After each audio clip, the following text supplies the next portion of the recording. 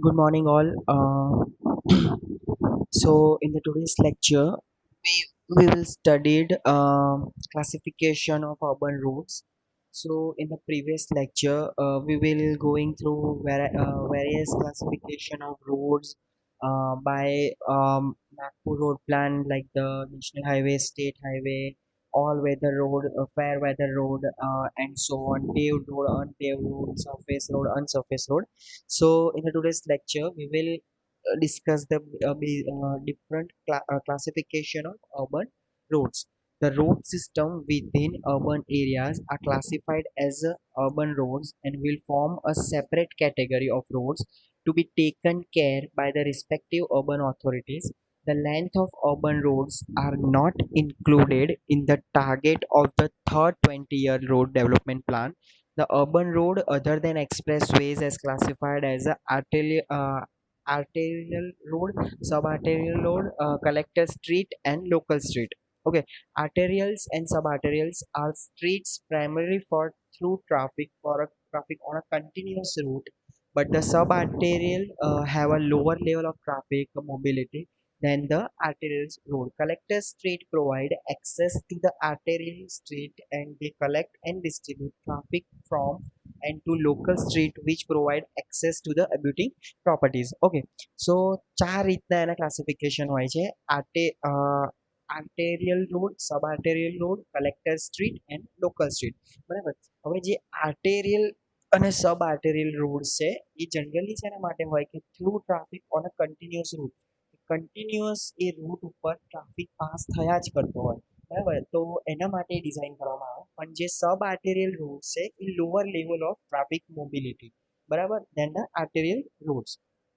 હવે what is a mobility? Mobility એટલે access to the movement. બરાબર, કે પર્ટિક્યુલર તમારે કોઈક જગ્યાએ એક લોકેશનથી બીજા લોકેશન ઓર ઓરિજિન લોકેશનથી ડેસ્ટિનેશન લોકેશન સુધી પહોંચવાનું છે. બરાબર, તો એ પહોંચવા માટે તમારી જોડે જે મુવમેન્ટ કરવાની છે એ તમે કેટલી ઇઝી રીતે કરી શકો છો, એને કહેવાય તમારી મોબિલિટી. બરાબર, અને એક બીજી આવે એક્સેસિબિલિટી. એક્સેસિબિલિટી એટલે કે પર્ટિક્યુલર તમારે એક્સેસ ટુ ધ એક્ટિવિટીઝ, કે ભાઈ તમારે એક જગ્યાએથી બીજી જગ્યાએ પહોંચવું છે.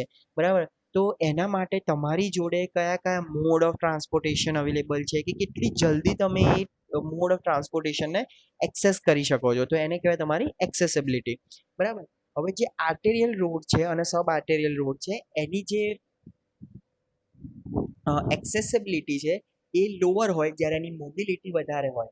બરાબર, મોબિલિટી એટલે કે ભાઈ એક લોકેશનથી બીજા લોકેશનમાં તમે કેટલી સ્પીડમાં પહોંચી શકો છો, તો એને કહેવાય તમારી mobility, access to the movements. બરાબર, તો આર્ટેરિયલ રોડ્સ અને સબ આર્ટેરિયલ રોડ્સ છે, તો એમાં તમારી જે એક્સેસિબિલિટી છે એ સૌથી સોરી તમારી જે મોબિલિટી છે એ સૌથી વધારે હશે. જ્યારે કલેક્ટર સ્ટ્રીટ અને લોકલ સ્ટ્રીટ છે ત્યાં તમારી મોબિલિટી ઓછી હશે પણ એક્સેસિબિલિટી વધારે હશે. કેમ?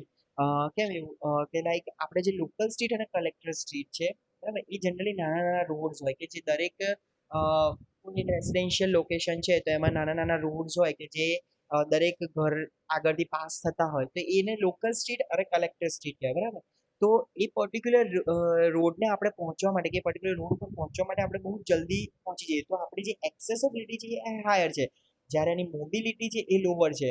જ્યારે આર્ટેરિયલ રોડ શું છે કે જે કોઈ સિટીના મેજર રોડ્સ હોય, લાઈક આપણે આજે રિંગ રોડની વાત કરીએ છીએ, હાઈવેઝ, એસજી હાઈવેઝ છે અમદાવાદમાં. બરાબર, એ બધું જ જે છે એ તમારા આર્ટેરિયલ રોડ, કે એમાં તમે એક સ્પીડમાં પાસ થઈ શકો પણ ત્યાં પહોંચવા માટે તમારે વધારે ટાઈમ સ્પેર કરવો પડે. બરાબર, તો જ્યારે આર્ટેરિયલ અને સબ આર્ટેરિયલ રોડ છે તો એની જે મોબિલિટી છે એ હાયર હોય જ્યારે એની એક્સેસિબિલિટી ઓછી હોય. અને કલેક્ટેડ સ્ટ્રીટ અને લોકલ સ્ટ્રીટ છે તો એની એક્સેસિબિલિટી વધારે હોય અને મોબિલિટી ઓછી હોય. બરાબર, collector street provide access to the arterial streets and they collect and distribute traffic from and to local street which provide access to the abutting properties. Okay, એટલે કેવી રીતે સ્ટાર્ટ થાય કે તમે તમારા ઘરેથી નીકળો છો અને જે રોડ પકડો તો એને કહેવાય તમારી લોકલ સ્ટ્રીટ. લોકલ સ્ટ્રીટ આગળ જઈ અને મેઇન ચાર રસ્તા પર લોકલ સ્ટ્રીટ આગળ જઈને ચાર રસ્તા પર મળે તો એને કહેવાય તમારી કલેક્ટર સ્ટ્રીટ. કલેક્ટર સ્ટ્રીટ આગળ જઈને એક મેજર ચાર રસ્તા ઉપર મળે છે તો એને કહેવાય તમારી સબ આર્ટેરિયલ સ્ટ્રીટ. અને એ સબ આર્ટેરિયલ સ્ટ્રીટ તમને સીધા હાઈવે સુધી પહોંચાડી જાય છે તો એને કહેવાય તમારા આર્ટેરિયલ રોડ્સ. બરાબર. તો જે લોકલ સ્ટ્રીટ અને કલેક્ટર સ્ટ્રીટ એનું કામ શું છે કે ભાઈ પર્ટિક્યુલર એબિલિટિંગ પ્રોપર્ટીઝથી કે કોઈના ઘરેથી જે બી વ્હીકલ પાસ થાય છે એને સબ આર્ટેરિયલ ઓર આર્ટેરિયલ રોડ સુધી પહોંચાડવાની જવાબદારી collector street as well as local સ્ટ્રીટને હોય. બરાબર. હવે નેક્સ્ટ છે રોડ પેટર્ન. બરાબર. આ આપણે એક બીટીવીમાં બી ભણી ગયા હતા, તો બી એક વખત ફટાફટ જોઈ લઈએ કે વોટ ડિફરન્ટ ટાઈપ્સની રોડ પેટર્ન્સ કઈ કઈ હોય. There are various road patterns be classified: rectangular or block pattern, radial or star or block pattern, radial or star and circular pattern, radial or star and grid pattern, hexagonal pattern and minimum travel pattern. બરાબર. તો સૌથી પહેલી છે rectangular or block pattern. બરાબર. Rectangular or block pattern એટલે કે particular આ ટાઈપના રોડ સિસ્ટમમાં દરેક રોડ એકબીજાને 90 કાટખૂણે મળતા હોય, 90 ડિગ્રીએ. બરાબર. ગાંધીનગરના જે બી રોડ્સ છે, બરાબર, એ દરેક rectangular of block pattern, rectangular or block pattern ટાઈપ્સના છે કે દરેક રોડ એકબીજાને કાટખૂણે મળે છે અને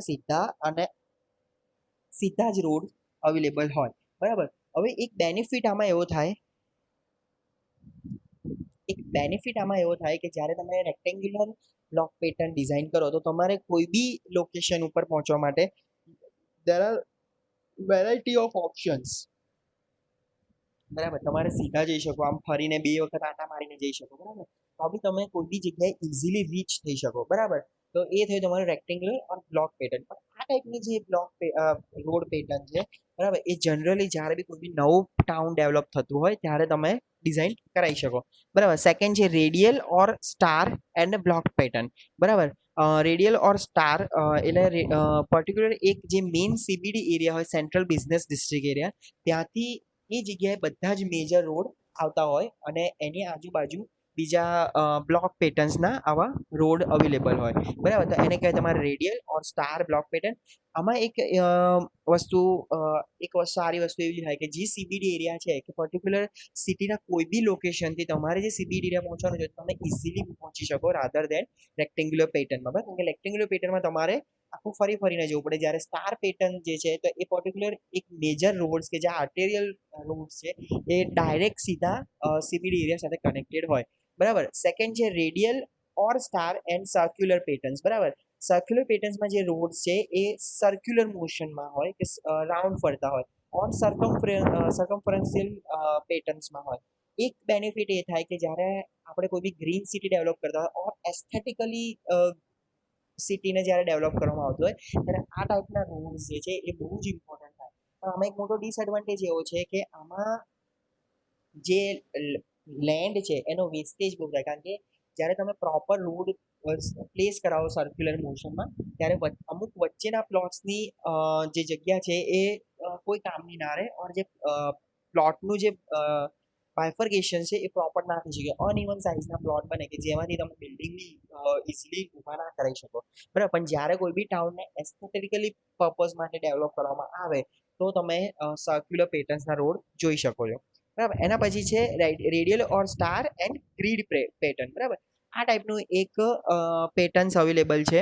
બરાબર. જે નાગપુરમાં તમને જોવા મળી શકે છે કે નાગપુરના જેટલા બી રોડ્સ છે એ આવી રીતે છે કે અમુક રેડિયલ, અમુક સ્ટાર પેટર્ન્સના અને અનધર ગ્રીડ પેટર્ન્સ. આમાં એક બેનિફિટ એ થાય કે તમારે એસ્થેટિક પર્પઝ બી સચવાઈ જાય એઝ વેલ એઝ તમારું જે પ્લોટ્સ છે કે અંદર આજુબાજુ રોડની આજુબાજુના જે પ્લોટ છે એ પ્લોટનું જે બી બાયફર્ગેશન છે કે પ્રોપર જસ્ટિફિકેશન છે એ પ્રોપર બેસે. બરાબર. એના પછી છે હેક્ઝાગોનલ. બરાબર. હેક્ઝાગોનલ એટલે કાઇન્ડ ઓફ આ ટાઈપની હેક્ઝાગોનલ પેટર્ન્સ હોય. પણ જનરલી આવા ટાઈપના રોડ ક્યાંય અવેલેબલ નથી. બિકોઝ હેક્ઝાગોનલ પેટર્નમાં શું થાય કે જે પર્ટિક્યુલર રોડની વચ્ચે કે જે સેન્ટરનો પોર્શન હોય એને કોઈ રીચ મળી ના શકે. કે લાઈક જે આપણે એક એક્ઝામ્પલ લઈએ કે અહીંયા કોઈકનું ઘર કે અહીંયા કોઈક ઓફિસીસ હોય તો પર્ટિક્યુલર એને કોઈ જ રોડ્સ કનેક્ટિવિટી ના મળે, એને ખાસું દૂર જવું પડે ને પછી એને રોડ કનેક્ટિવિટી મળે. બરાબર. Each of these patterns have their advantage and limitation. There can be a number of other geometric pattern also.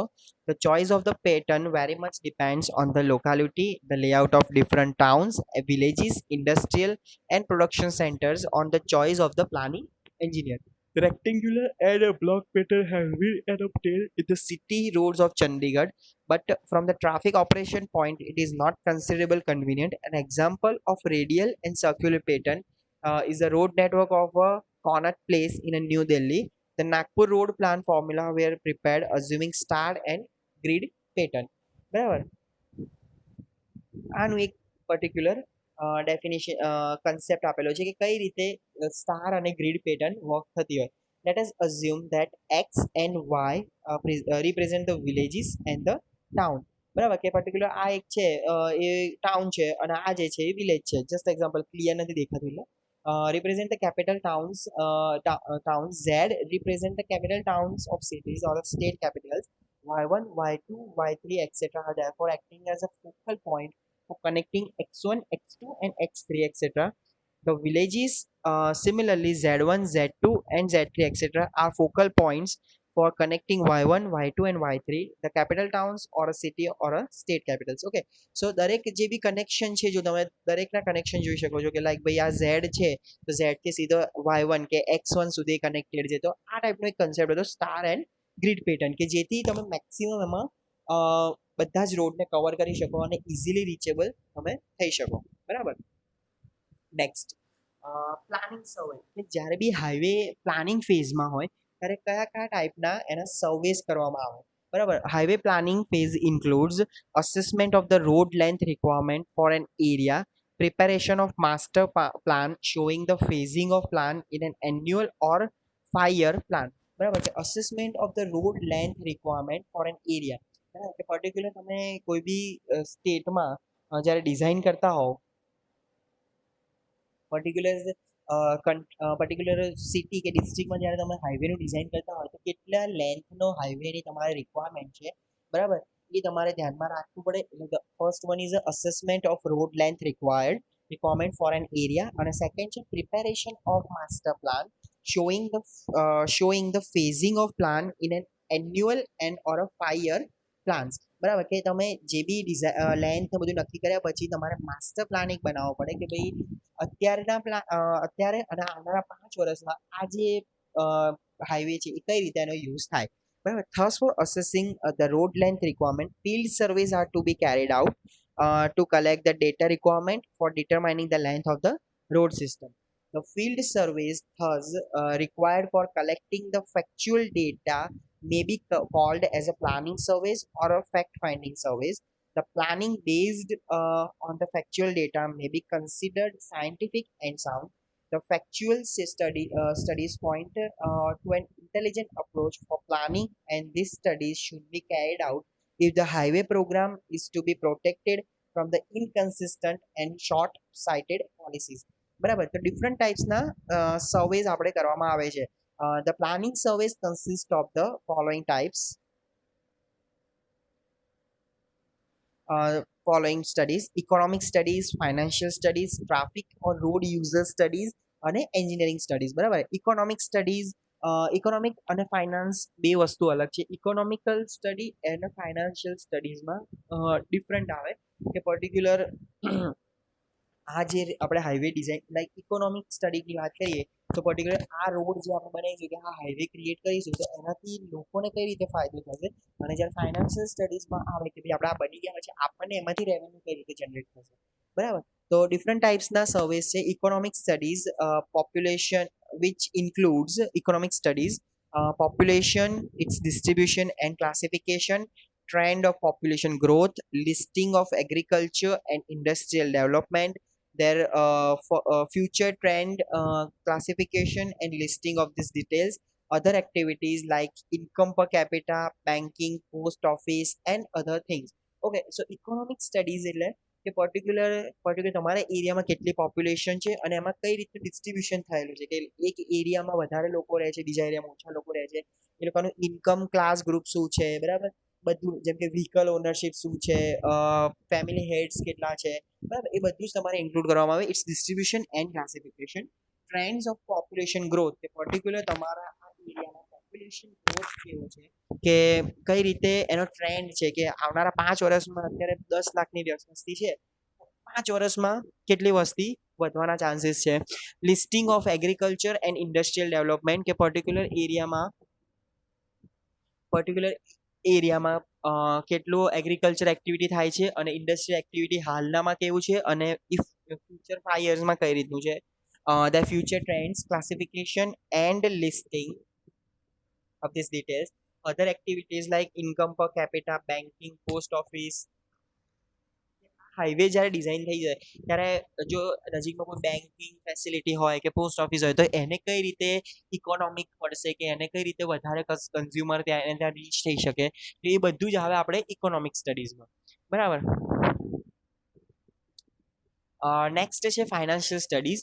Financial studies data collected must confirm to adequacy, accuracy, availability and accessibility.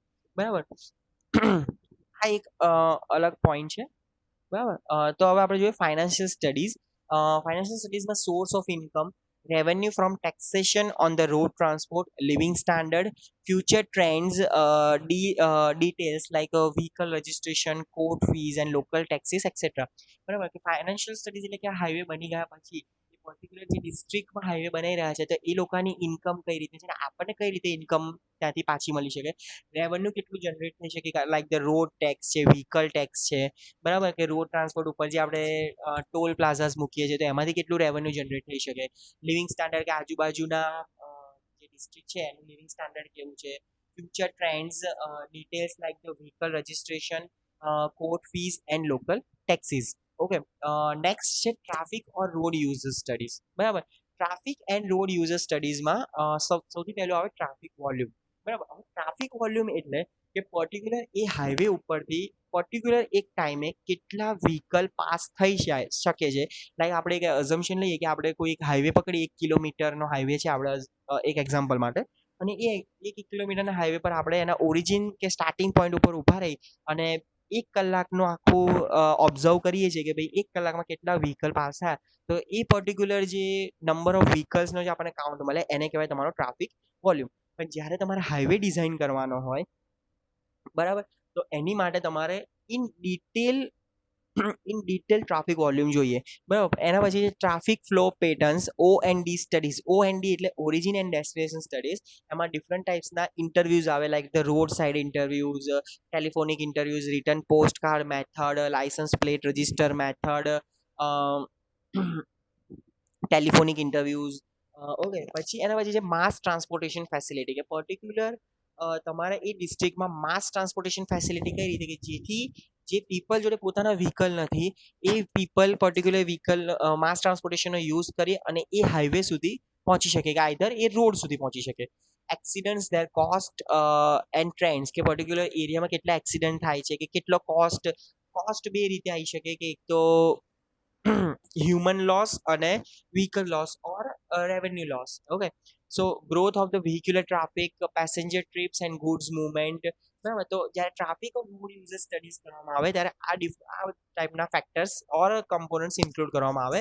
અને એક last છે engineering studies.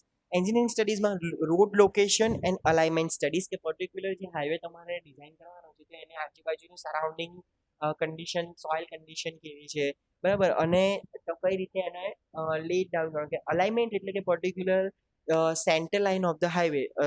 Alignment of highway is the center line of a highway. બરાબર. કે એને તમે કઈ રીતે design કરો છો. જનરલી તમે જોયા હશો કે બધા હાઈવે સ્ટ્રેટ હશે. બરાબર. Classification, types of the road in use, maintenance problem, soil and topography studies, road life studies. Okay. Okay. So next લેક્ચરમાં આપણે દરેકનું એક વખત ફરીથી ઇન્ડિવિજ્યુઅલ જોઈ લઈશું. બરાબર. અને એના પછી પ્રિપેરેશન ઓફ પ્લાન્સ, કે કયા કયા પ્લાનની જરૂર પડશે અને એ બી આપણે એક વખત જોઈ લઈશું. તો મળીએ નેક્સ્ટ લેક્ચર. Thank you.